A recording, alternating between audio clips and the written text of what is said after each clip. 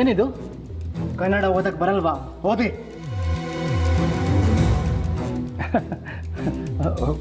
Photo? Thanks. ಯಾಕೆ? Paper ತಂದಿದ್ದಕ್ಕ? ಅಲ್ಲ ಅದು ಯಾಕ್ರಿ? ಯಾಕಿಂತ ಸೀನ್ ಕ್ರಿಯೇಟ್ ಮಾಡ್ತೀರಾ? ನಾನೇನು ಮಾಡಿದೆ? ಇಲ್ಲಿರೋ ಸಾಕ್ಷಿ ಸಾಲ್ದ ನೀವೇನ್ ಮಾಡಿದಿರ ಅನ್ನೋದಕ್ಕೆ. ನಮ್ಮ ಮನೆ ವಿಷಯನ ಪಬ್ಲಿಕ್ ಗೊತ್ತು ಮಾಡೋ ಅವಶ್ಯಕತೆ ಏನಿತ್ತು? ಯಾರು ಕೊಟ್ರಿ ನಿಮ್ಗೆ ಅಧಿಕಾರನ ನನ್ನ ಫೋಟೋನ ನನ್ನ ಪರ್ಮಿಷನ್ ಪೇಪರ್ ಕೊಡೋದಕ್ಕೆ? ನೀನ್ ತಪ್ಪು ತಿಳ್ಕೊಂಡಿದ್ಯಾ ಶ್ರೀ? ಸಾಕು ಮುಚ್ಚ್ರಿ ಬಾಯ್ನ. ಸತ್ಯ ಅನ್ನೋದು ಕಣ್ಣಿಡಿತಾರ ಕಣ್ಮುಂದೆ ಇದ್ದಾಗ ಈಗಲೂ ನಾನೇಮ ತಪ್ಪು ತಿಳ್ಕೊಂಡಿದ್ದೀನಿ ಅಂತ ವಾದ ಮಾಡಕ್ ಬರ್ತೀರಾ? ಸ್ವಲ್ಪ ಅನ್ನೋದ್ರ ಮನಸ್ಸಾಕ್ಷಿ ಅನ್ನೋದಿದೆಯಾ ನಿಮ್ಗೆ? ಆ ಶಬ್ದದ ಅರ್ಥ ಗೊತ್ತಿದೆ ಅಲ್ವೋ?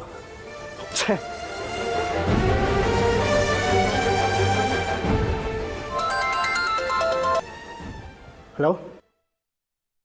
ಹಾ ಹೇಳಿ ಮಿಸ್ಟರ್ ತಿಲಕ್.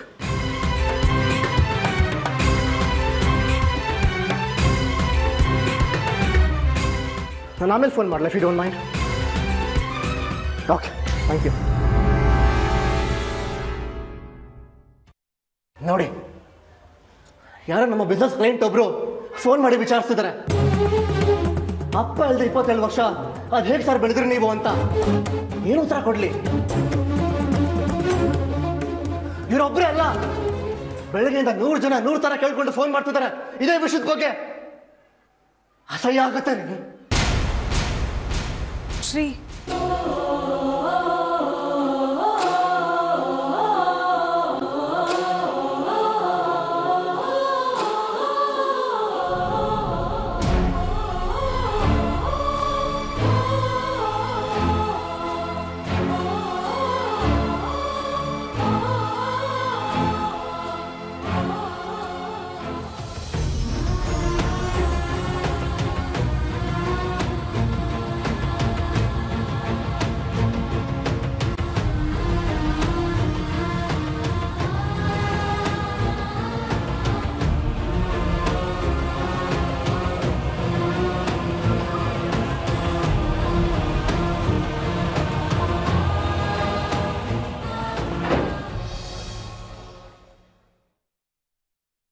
ಶ್ರೀ, ಆ ಮನುಷ್ಯನ ಪರ ವಯಸ್ಕೊಂಡು ಮಾತಾಡಕ್ ಬಂದಿದೆ ಅಂದ್ರೆ ಐ ಆಮ್ ಸಾರಿ. ನೀನ್ ಯಾವ ಮಾತನ್ನು ಕೇಳೋ ಮನಸ್ಸಿತ್ತು ನಾನಿಲ್ಲ ಈಗ. ಯಾಕೆ ಶ್ರೀ ಮಾವನ ಬಗ್ಗೆ ಅಷ್ಟು ಕೋಪ ನನಗೆ? ಬರೀ ಕೋಪ ಅಲ್ಲ, ಅಸಹ್ಯ ಅನ್ನಿಸ್ತಿದೆ. ಅದೇ ಯಾಕೆ? ಒಂದೋ ಎರಡು ಹೇಳಕ್ಕೆ ಕಾರಣ ಇರೋದು ಆ ಮನುಷ್ಯ ಮಾಡಿರೋ ಅವಂತರ ಎಷ್ಟಿದೆ ಅಂತ, ಎಷ್ಟು ಅವಮಾನ ಮಾಡಿದ್ದಾನೆ ಅಂತ. ಅಲ್ಲ, ಗೊತ್ತಿದೆ ಮಾಡಿರೋ ತಪ್ಪನ್ನ ಮೂರ್ಖತನ ಅಂತ ಹೇಳಿ ಕ್ಷಮಿಸ್ಬಿಡ್ಬೋದು. ಗೊತ್ತಿರೋ ಮಾಡಿರೋ ತಪ್ಪನ್ನ ಏನಂತ ಹೇಳ್ಬೋದು? ಅಮ್ಮನ ಮುಂದೆ ನನ್ನ ಮನಸ್ಸನ್ನು ಸಾಫ್ಟ್ ಆಗೋ ಥರ ಮಾಡ್ತಾರೆ. ಒಟ್ಟಿಗೆ ಊಟ ಮಾಡೋ ಸಿಚುವೇಶನ್ ಕ್ರಿಯೇಟ್ ಮಾಡ್ತಾರೆ. ಸೆಲ್ಫಿ ತಕ್ಕೋತಾರೆ. ಇಷ್ಟು ಸಾಲದ ಆ ಮನುಷ್ಯನ ಬುಟ್ಟಾಟಿಕೆ ಪ್ರೀತಿ ಪ್ರದರ್ಶನ ಮಾಡೋದಕ್ಕೆ? ಅದನ್ನ ಬಿಟ್ಟು ಹೋಗಿ ಹೋಗಿ ನಾವು ಫೋಟೋ ಯಾಕೆ ಪೇಪರ್ ಕೊಡ್ಬೇಕಾಗಿತ್ತು? ಮಾವನ ವಿಷಯದಲ್ಲಿ ಯಾವ ತಪ್ಪು ಇಲ್ಲ ಶ್ರೀ. ಪಾಪ ಮಾವನಿಗೆ ಗೊತ್ತೂ ಇಲ್ಲ ಪೇಪರಲ್ಲಿ ಯಾರು ಫೋಟೋ ಹಾಕ್ಸಿದ್ದು ಅಂತ. ನನ್ನ ದೃಷ್ಟಿಲ್ಲ ಮನುಷ್ಯನ ಒಳ್ಳೇದು ಮಾಡೋದಕ್ಕೆ ಹೋಗ್ಬೇಡ ನೀನು. ಇಲ್ಲ ಶ್ರೀ, ನನ್ನ ತಂದೆ ಮೇಲೆ ಆಣೆ ಮಾಡಿ ಹೇಳ್ತೀನಿ, ಮಾವ ಪೇಪರಿಗೆ ಫೋಟೋ ಕಳಿಸಿದ್ದಲ್ಲ. ಮತ್ತಿನ್ನ ಈ ಕೆಲಸ ಮಾಡಿದ್ದು ನಿನ್ ರಿಯಾಕ್ಷನ್ ನೋಡ್ತಿದ್ರೆ ಇದನ್ನ ಮಾಡಿದವ್ರು ಯಾರು ಅಂತ ಗೊತ್ತಿರೋ ಹಂಗಿದೆ. ಹೇಳು ಜಾನು, ಯಾರೀ ಕೆಲಸ ಮಾಡಿದ್ದು? ನಾನೇ. ಮೀನಾ? ನನ್ ಜಾನು ಇಂಥ ಕೆಲಸ ಮಾಡ್ತಾಳ?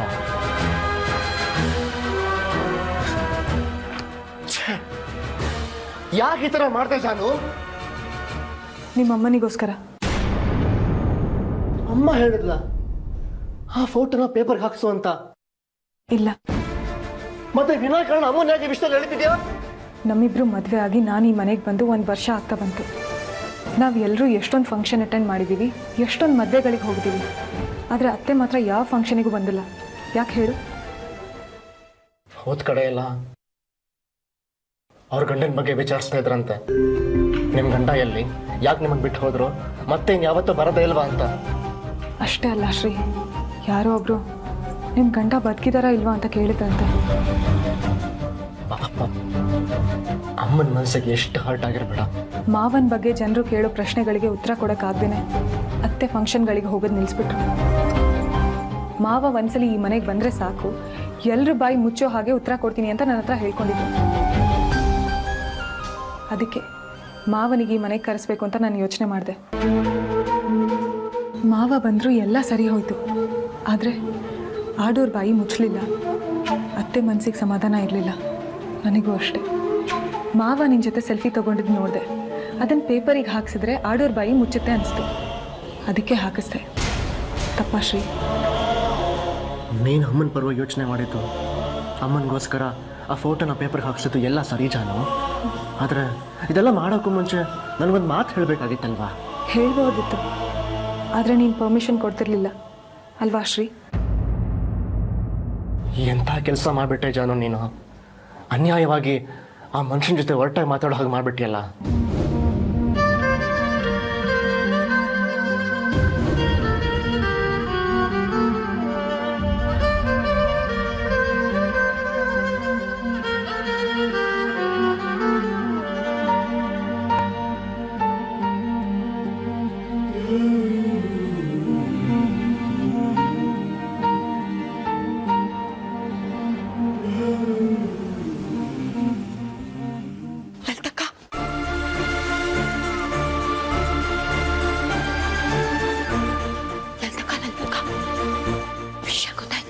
ಏನು ವಿಷಯ? ಪೇಪರ್ಗೆ ಭಾವ ಶ್ರೀಗೆ ಸ್ವೀಟ್ ತಿನ್ನಿಸ್ತಾ ಇರೋ ಫೋಟೋನ ಯಾರು ಕಳಿಸಿದ್ದು ಅಂತ. ಅದ್ರಲ್ಲಿ ಹೊಸದೇನಿದೆಯೇ? ಭಾವನ ಫೋನಲ್ಲಿ ಫೋಟೋ ಇತ್ತಲ್ಲ, ಭಾವನೆ ಕಳಿಸಿರ್ತಾರೆ. ಫೋಟೋ ಕಳಿಸಿರೋದು ಜಾಹ್ನವಿ. ಜಾಹ್ನವಿನ? ಆದರೆ ಶ್ರೀ ವಿಷಯನ ಪೂರ್ತಿಯಾಗಿ ತಿಳ್ಕೊಳ್ದೆ ಭಾವನ ಮೇಲೆ ರೇಗ್ಬಿಟ್ಟ. ಬಾಯಿಗೆ ಬಂದಂಗೆ ಬೈದ್ಬಿಟ್ಟ. ಭಾವ ಏನಂದ್ರು? ಪಾಪ ಅವರೇನಂತಾರೆ, ಒಂದು ಮಾತು ಆಡದೆ ಸುಮ್ಮನೆ ನಿಂತಿದ್ರು.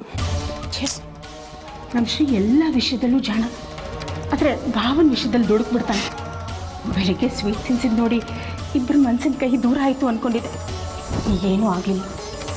ಅಲ್ಲದೆ ನೀನು ಯಾವುದೋ ವ್ರತ ಮಾಡ್ತಿದ್ಯಲ್ಲ, ಎಲ್ಲ ಸರಿ ಹೋಗಲಿ ಅಂತ. ನಿನ್ನ ವ್ರತದಿಂದ ಯಾವ ಪ್ರಯೋಜನವೂ ಆಗಲಿಲ್ವಲ್ಲೇ?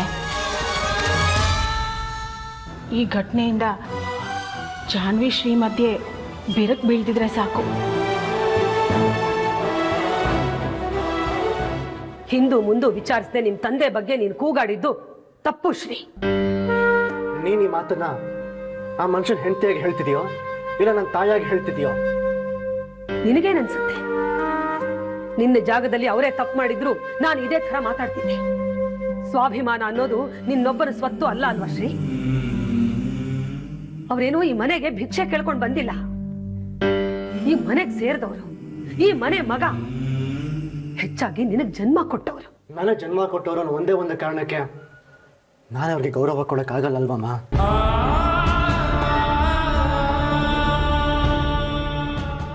ಗೊತ್ತು ಕಣ, ಇದರಲ್ಲಿ ನಿನ್ ತಪ್ಪೇನೂ ಇಲ್ಲ. ತಪ್ಪೆಲ್ಲ ನಂದೆ. ಮಕ್ಕಳು ಅಪ್ಪ ಅಂತ ಹೇಳೋ ಸಮಯದಲ್ಲಿ ಅಮ್ಮ ಅನ್ಸ್ಕೊಂಡವಳು ಅಪ್ಪನ ಬಗ್ಗೆ ಗೌರವನು ಹೇಳ್ಕೊಡ್ಬೇಕಿತ್ತು. ಆದ್ರೆ ನಿನ್ನ ತಂದೆ ವಿಷಯದಲ್ಲಿ ಅಂಥ ಸಂದರ್ಭ ನನಗೆ ಬರಲೇ ಇಲ್ಲ. ಅದಕ್ಕೆ ನಿನ್ನ ಮನಸ್ಸಲ್ಲಿ ತಂದೆ ಬಗ್ಗೆ ಅಂಥ ಯಾವ ಗೌರವನು ಹುಟ್ಟಲೇ ಇಲ್ಲ ಅಲ್ವಾ? ಹಾಗಂತ ಕೊನೆವರೆಗೂ ತಂದೆ ಅನ್ನೋ ವ್ಯಕ್ತಿ ಬಗ್ಗೆ ಅದೇ ತರ ಭಾವನೆ ಇರಬಾರ್ದು ಶ್ರೀ. ಅವರೀಗ ನಮ್ಮ ಮನೆಗೆ ಬಂದಿದ್ದಾರೆ. ನಿನ್ನ ಕಣ್ಣು ಮುಂದೆನೆ 3 ಹೊತ್ತು ಓಡಾಡ್ತಿದ್ದಾರೆ. ನೀನು ಯಾವಾಗ ಅವರನ್ನು ಕ್ಷಮಿಸ್ತೀಯ ಅಂತ ಹಾತೊರಿತಾ ಇದ್ದಾರೆ. ಆ ಮನುಷ್ಯ ಬದಲಾಗಿದ್ದಾನಂದ್ರೆ ನನಗೆ ನಂಬೋದಕ್ಕೆ ಆಗ್ತಿಲ್ಲ. ಆ ಮನುಷ್ಯ, ಆ ವ್ಯಕ್ತಿ ಬಗ್ಗೆ ನಿನ್ನ ನಂಬಿಕೆ ಇಲ್ಲ ಅಂದ್ರೂ ಪರವಾಗಿಲ್ಲ. ಕೊನೆ ಪಕ್ಷ ಅವರ ಸ್ಥಾನಕ್ಕಾದ್ರೂ ಗೌರವ ಕೊಡು ಶ್ರೀ. ಅವ್ರ ವಯಸ್ಸಿಗಾದ್ರೂ ಮರ್ಯಾದೆ ಕೊಡು. ವಿಷಯ ಏನು ಅಂತ ತಿಳ್ಕೊಡದೆ ಅವ್ರ ಮೇಲೆ ಕೂಗಾಡಿದ್ಯಲ್ಲ, ಅವ್ರು ಎಷ್ಟು ನೊಂದ್ಕೊಂಡಿದ್ದಾರೆ ಅಂತ ಗೊತ್ತಾ ನಿನ್ಗೆ? ಅವ ಎಲ್ಲ ಜಾನು ಕೆಲಸ. ಎಂತ ಸಣ್ಣ ವಿಷಯ ಆದ್ರೂ ನನ್ನ ಹತ್ರ ಮುಚ್ಚಿಡ್ತಿರ್ಲಿಲ್ಲ. ಆದ್ರೆ ಈ ವಿಷಯದಲ್ಲಿ ಯಾಕೆ ಈ ತರ ಮಾಡಿದ್ಲು? ಆ ಮಗು ಬಗ್ಗೆ ಮಾತಾಡ್ಬೇಡ ನೀನು. ಅವ್ರು ಮಾಡೋದೆಲ್ಲ ಒಳ್ಳೇದಕ್ಕೆ. ನೀನು ನಿನ್ ತಂದೆಗೆ 2 ನಿಮಿಷ ಅವಕಾಶ ಕೊಡ್ಬೇಕಾಗಿತ್ತು ಮಾತಾಡೋದಕ್ಕೆ. ಆಗ ನಿನಗೆ ಗೊತ್ತಾಗಿರೋದು ನೀನ್ ಏನ್ ತಪ್ಪು ಮಾಡಿದೆ ಅಂತ. ಏನೋ ಒಂದು ತಪ್ಪು ಮಾಡ್ಬಿಟ್ಟೆ, ಸಾರಿ. ಇದನ್ನ ನಿಮ್ ತಂದೆ ಹತ್ರ ಕೇಳ್ತೀಯಾ?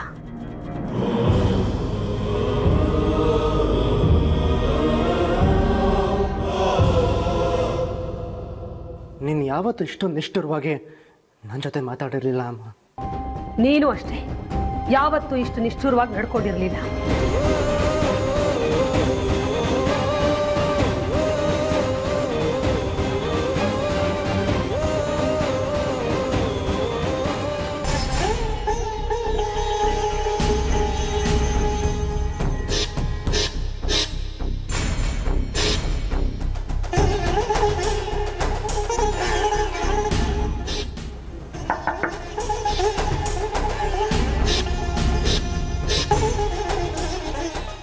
ಯಾಕೆ ಶ್ರೀ, ತುಂಬ ಡಲ್ಲಾಗಿದೆಯಾ? ಕಾರಣ ನಿಮಗೆ ಗೊತ್ತೇ ಇದೆಯಲ್ಲ. ಏನು?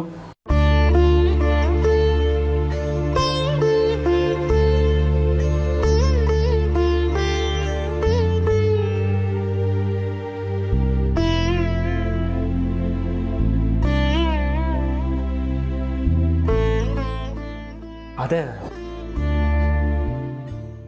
ಸೆಲ್ಫಿ ವಿಷಯ.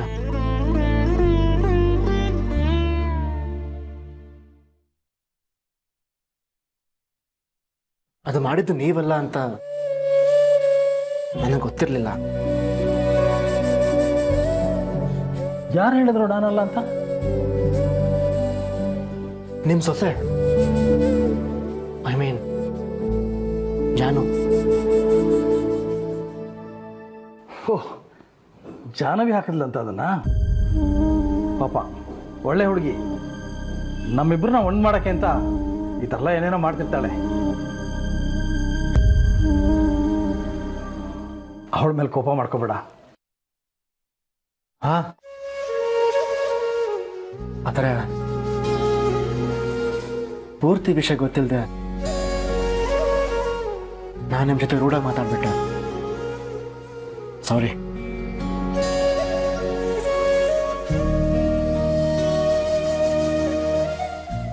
ನಾನು ಸಾರಿ ಕೇಳ್ತಾ ಇರೋದು ಆ ಸೆಲ್ಫಿ ವಿಷಯಕ್ಕೆ ಮಾತ್ರ, ಬೇರೆ ಯಾವ ವಿಷಯಕ್ಕೂ ಅಲ್ಲ.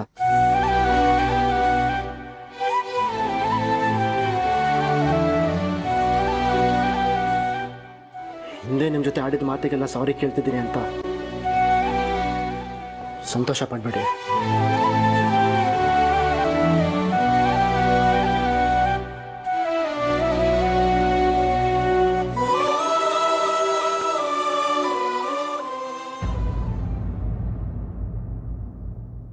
ಇದೇ ಕ್ಷಮೆನ ನಾನು ಬಂದಾಗ್ಲಿಂದನೂ ನೀನು ಕೇಳ್ತಾನೆ ಇದ್ದೀನಿ.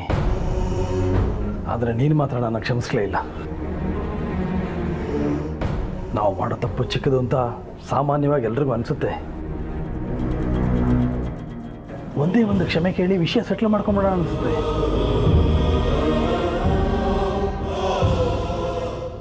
ನಿನ್ನ ತಪ್ಪನ್ನ ನಾನು ಕ್ಷಮಿಸ್ತೀನಿ. ಹಾಗೆ ನನ್ನ ತಪ್ಪನ್ನು ಕ್ಷಮಿಸ್ಬಿಡು, ನನ್ನ ಮನಸ್ಸು ನಿರಾಳ ಆಗುತ್ತೆ. ನಾನು ಬರೀ ಒಂದು ಚಿಕ್ಕ ವಿಷಯದಲ್ಲಿ ನಿಮ್ಮನ್ನ ಮಿಸ್ಟೇಕ್ ಮಾಡಿಕೊಂಡು ಗೊತ್ತಿಲ್ಲದೆ ನಿಮಗೆ ಹರ್ಟ್ ಮಾಡಿದೆ. ಅದಕ್ಕೆ ಸಾರಿನೂ ಕೇಳಾಯಿತು. ಕ್ಷಮಿಸ್ಬೇಕಾಗಿರೋದು ನಿಮ್ಮ ಧರ್ಮ. ನೀವು ನಮ್ಮನ್ನೆಲ್ಲ ಬಿಟ್ಟು ಹೋದ್ರೆ ಅದು ಗೊತ್ತಿಲ್ಲದೆ ಮಾಡಿ ತಪ್ಪಲ್ಲ ಅಲ್ವಾ? ನಿಮ್ಮಂಥ ಸ್ವಾರ್ಥಿನ ಅಷ್ಟು ಸುಲಭ ಕ್ಷಮಿಸ್ಬಿಟ್ಟು ನಿಮಗೆ ರಿಲೀಫ್ ಕೊಡೋಷ್ಟು ದೊಡ್ಡ ಮನಸ್ಸು ನನಗೆ ಖಂಡಿತವಾಗ್ಲೂ ಇಲ್ಲ.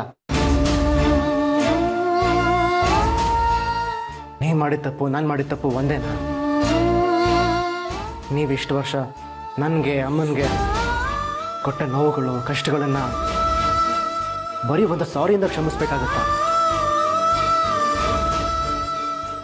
ನಾನು ನಿಮ್ಮ ಅಮ್ಮನ ಬಿಟ್ಟೋದ ಹಿನ್ನೆಲೆ ಏನು ಅಂತ ನಿನಗಿನ್ನೂ ಗೊತ್ತಿಲ್ಲ. ಅದನ್ನ ನಿನ್ನ ಹತ್ರ ವಿವರಿಸೋ ಸಂದರ್ಭನೂ ಬಂದಿರಲಿಲ್ಲ. ವಾದಕ್ಕೆ ನಿಂತರೆ ನಾನು ಮಾಡಿದ್ದನ್ನ ನಾನು ಸಮರ್ಥನೆ ಮಾಡ್ಕೋಬಹುದು. ನನಗೆ ನಿಮ್ಮ ಅಮ್ಮನ ಬಿಟ್ಟು ಹೋಗ್ಬೇಕು ಅಂತಿರ್ಲಿಲ್ಲ. ನಾನು ಹೋಗುವಾಗ ಜೊತೆಲಿ ಬಾ ಅಂತ ನಿಮ್ಮ ಅಮ್ಮನ ಕರೆದೆ. ಮಾಲ್ತಿನೇ ಒಪ್ಪಲಿಲ್ಲ.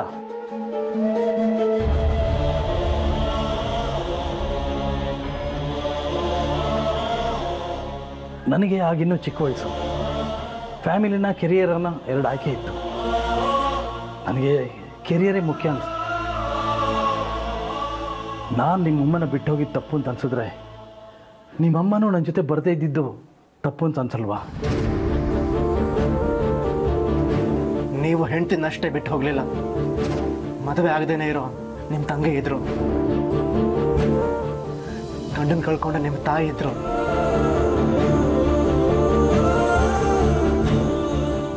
ನಿಮ್ಮ ಹೆಂಡತಿ ಹೊಟ್ಟೆಲಿ ನಾನಿದ್ದೆ. ಇಷ್ಟು ಜನರನ್ನ ಬಿಟ್ಟು ಹೋದ್ರಿ ನೀವು. ಮಗ, ಗಂಡ, ಅಣ್ಣ ಅನ್ನೋ ಎಲ್ಲ ಜವಾಬ್ದಾರಿಗಳಿಂದ ತಪ್ಪಿಸ್ಕೊಂಡು ನಿಮ್ಮ ದಾರಿನ ನೀವು ಆಯ್ಕೆ ಮಾಡ್ಕೊಂಡು ಎಲ್ಲರನ್ನು ಬಿಟ್ಟು ಹೋದ್ರಿ. ಆಯಿತು, ಆಗ ನಾನು ಜವಾಬ್ದಾರಿಯಿಂದ ನುಣ್ಸ್ಕೊಂಡು ಓಡೋದೆ. ಈಗ ನಿನಗೆ ವಯಸ್ಸೆಷ್ಟು? ಅದ್ಯಾಕೀಗ? ಹೇಳು. 27 ವರ್ಷ. 27 ವರ್ಷ. 23-24 ವರ್ಷದಲ್ಲಿ ನಿನಗೆ ಜವಾಬ್ದಾರಿ ಅಂದರೆ ಏನು ಅಂತ ಅರ್ಥ ಆಗಿರ್ಬೇಕಲ್ವ? 4-5 ವರ್ಷದಲ್ಲಿ ನೀನು ಯಾರ ಬದುಕನ್ನು ಸೆಟ್ಲ್ ಮಾಡಿದ್ಯಾ ಈ ಮನೆಯಲ್ಲಿ? ನಾನು ಬಿಟ್ಟೋದಾಗ ಬೇಬಿ ಸ್ಥಿತಿ, ಅಮ್ಮನ ಸ್ಥಿತಿ, ಕಲಾ ಸ್ಥಿತಿ ಹೇಗಿತ್ತೋ ಈಗ ಅದಕ್ಕಿಂತ ಕಾಂಪ್ಲಿಕೇಟೆಡ್ ಆಗಿದೆ.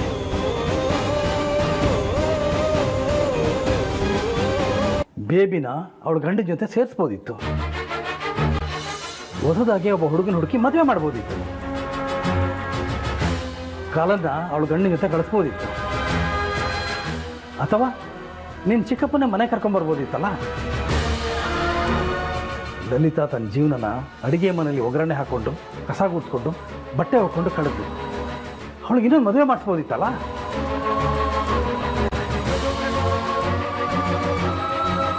ಅವಳಿಗೆ ಕಾನ್ಫಿಡೆನ್ಸ್ ಹೆಚ್ಚುವಂಥ ಕೆಲಸ ಕೊಡಿಸ್ಬೋದಿತ್ತಲ್ವ? ಕೊನೆ ಪಕ್ಷ ನಿಮ್ಮ ಕಂಪನಿಲೇ ಒಂದು ಕೆಲಸ ಕೊಡ್ಬೋದಿತ್ತಲ್ಲ. ನಿಮ್ಮ ಅಮ್ಮನ ಮನಸ್ಸಲ್ಲಿ ನಾನು ವಾಪಸ್ ಬರಲಿ ಅಂತ ತುಂಬ ನಿರೀಕ್ಷೆ ಇತ್ತು. ನನ್ನನ್ನು ವಾಪಸ್ ಕರ್ಸೋದಕ್ಕೆ ಏನಾದರೂ ಪ್ರಯತ್ನ ಮಾಡಿದ್ಯಾ?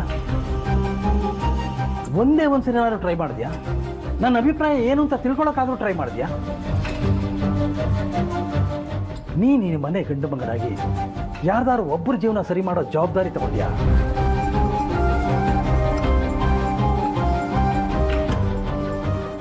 ಇನ್ನೊಬ್ಬರ ಮೇಲೆ ಆರೋಪ ಮಾಡೋದು ಬಹಳ ಸುಲಭ. ಆದರೆ ಜವಾಬ್ದಾರಿ ತಲೆ ಮೇಲೆ ಬಿದ್ದಾಗಲೇ ವಾಸ್ತವ ಏನು ಅಂತ ಅರ್ಥ ಆಗೋದು. ನಮ್ಮ ಮುಂದೆ 3-4 ದಾರಿ ಇದ್ದಾಗಲೇ ನಾವು ಯಾವ ದಾರಿನ ಆರಿಸ್ಕೋತೀವಿ ಅನ್ನೋದ್ರ ಮೇಲೇ ಬೇರೆಯವರು ನಮ್ಮ ವ್ಯಕ್ತಿತ್ವನ ತೀರ್ಮಾನ ಮಾಡೋದು. ತಪ್ಪು ಎಲ್ಲರೂ ಮಾಡ್ತಾರೆ, ಆದರೆ ಕ್ಷಮಿಸೋ ದೊಡ್ಡ ಗುಣ ಎಲ್ರಿಗೂ ಇರೋಲ್ಲ.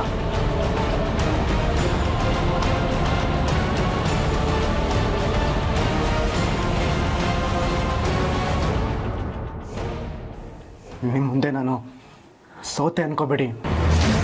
ನಿಮ್ಮ ಎಲ್ಲ ಪ್ರಶ್ನೆಗಳಿಗೂ ಸದ್ಯದಲ್ಲಿ ಉತ್ತರ ಕೊಡ್ತೀನಿ.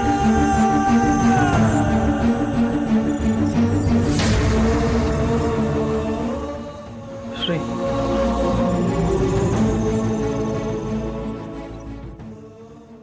ನೀ ನನ್ನ ಹತ್ರ ಸಾರಿ ಕೇಳೋಕ್ಕೆ ಅಂತ ಬಂದೆ. ನಾನು ಹಳೆಯದನ್ನೆಲ್ಲ ಮಾತಾಡಿ ನಿನ್ನ ಮನಸ್ಸು ನೋಯಿಸ್ಬಿಟ್ಟೆ. ನಾನು ನಿನ್ನನ್ನು ಯಾವಾಗಲೂ ಕ್ಷಮಿಸಿದ್ದೀನಿ, ನೀನು ಅಷ್ಟೇ. ಹೇಳಿದ್ದೀನಲ್ಲ, ಮನಸ್ಸಲ್ಲಿ ಇಟ್ಕೋಬೇಡ.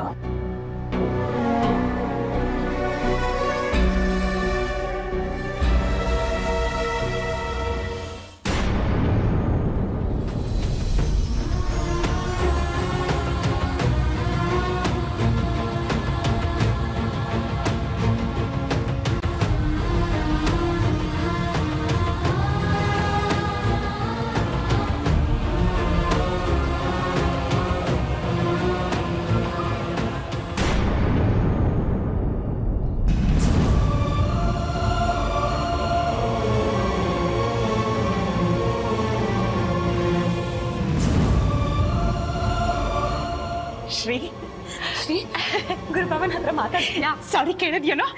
ಕೇಳಿರ್ತಾನೆ ಅಲ್ವಾ ಶ್ರೀ? ನಿನ್ ವಿನಾಕಾರಣ ಅವ್ರಿಗೆ ಬೈದಿದ್ದು ಮನ್ಸಿಗೆ ಹಚ್ಕೊಳ್ದೆ ನಿಂಗೆ ಕ್ಷಮಿಸ್ಬಿಟ್ರೇನೋ? ಏನ್ ಹೇಳಿದ್ರಪ್ಪ?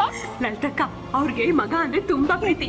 ಅವ್ನ್ ಮುಂದೆ ನಿಂತು ಸಾರಿ ಕೇಳಿದ ತಕ್ಷಣ ಎಲ್ಲ ಕ್ಷಮಿಸ್ಬಿಟ್ಟಿರ್ತಾರೆ ಅಲ್ವಾ ಶ್ರೀ? ಮುಗೀತಾ ನಿಮ್ದು?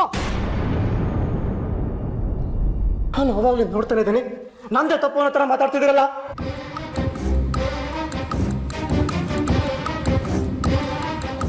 ಬೇಬಿ ಮಮ್ ಬರ್ತಾರೆ, ನಮ್ಮ ಅಣ್ಣ ಪಾಪ ಅಂತಾರೆ, ನೀವುಗಳು ಬರ್ತೀರಾ? ಅಯ್ಯೋ ಭಾವ ಪಾಪ ಅಂತೀರಾ, ಅಮ್ಮ ಬಂದು ನನ್ನ ಗಂಡ ಪಾಪ ಅಂತಾರೆ, ನನ್ನ ಅಜ್ಜಿಗೆ ಅವ್ರ ಮಗ ಪಾಪ್ತವನು. ಎಲ್ಲಾರ್ಗೂ ಮನುಷ್ಯ ಅಂದ್ರೆ ಸಿಂಪತಿ. ನಾನು ನನ್ನ ಫೀಲಿಂಗ್ಸ್ ಅಂದ್ರೆ ಇಲ್ಲಿ ಯಾರಿಗೂ ಲೆಕ್ಕಕ್ಕೆ ಇಲ್ಲ. 27 ವರ್ಷ ನೀವು ಸತ್ತಿದಿರೋ ಬದುಕಿದಿರೋ ಅಂತ ಒಂದು ಮಾತು ಕೇಳಿಲ್ಲ ಮನುಷ್ಯ. ಈಗ ಬಂದು ಏನೋ ಸಾರಿ ಬಿಸಾಕ್ಬಿಟ್ಟ ಅಂದ ತಕ್ಷಣ ಎಲ್ಲದನ್ನ ಮರೆತು ಆ ಮನುಷ್ಯನ ಪರ ವಯಸ್ಕೊಂಡು ಮಾತಾಡೋಕೆ ಶುರು ಮಾಡ್ಬಿಟ್ಟಿದ್ದೀರಾ.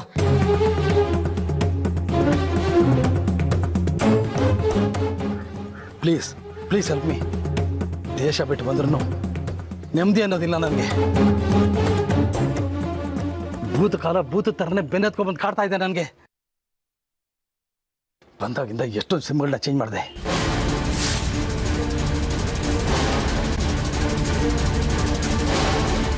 ಆದರೂ ನಂಬರಿಂದ ಫೋನ್ಗಳು ಬರೋದು ತಪ್ತಾ ಇಲ್ಲ.